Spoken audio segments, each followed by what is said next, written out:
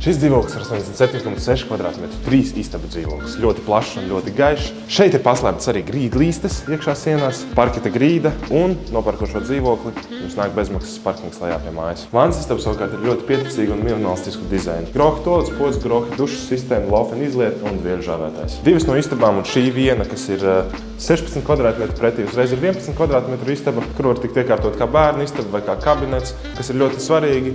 Ir arī interneta rozetes, plaši logi, balkons un tieši smuki saulītes spīd.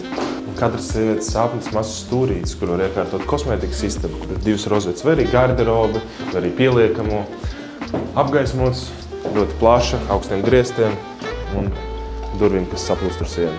Un studio istaba, jeb telpa 25 kvadrātmetri, kur ir iebūvēti grīdā radiatori, lai veidotu siltumu sienu no logiem un neveidotu kondensātu logos. Mums dod priekšrocību priekš lieliem logiem ar atveramām durvīm. Kā arī es teicu, neaizņem vietas, vēl joprojām paliekam pie tā, ka ir parketa grīdas un individuāli regulējami skaitītāji. Un varat nokrāsot sienu kopā ar durvīm pilnīgi jebkādā krāsā, un es saplūdīs praktiski pilnīgi kopā. Un kas ir arī ļoti man interesanta nianse, ka atverot durvis mēlīt visu laiku ir iekšā, kas nozīmē, ka jūs neaizcirsiet ne krēklu, ne jaku.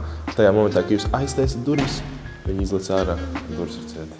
Un arī vēl viena ļoti man interesanta nianse, ka jūs taisot cieti, izlec automātiski magnētisks turētājs, puļķītis, kas neļauj iesist durvīm pa sienu. Un pēdējā guļamistaba, kas ir 12 kvadrātmetri gandrīz, arī sastāv no daudz visādām rozetēm, siltumas sienām, lielajām balkonu durvīm un individuālu vannas istabu, kur mēs iesim uzreiz iekšā arī.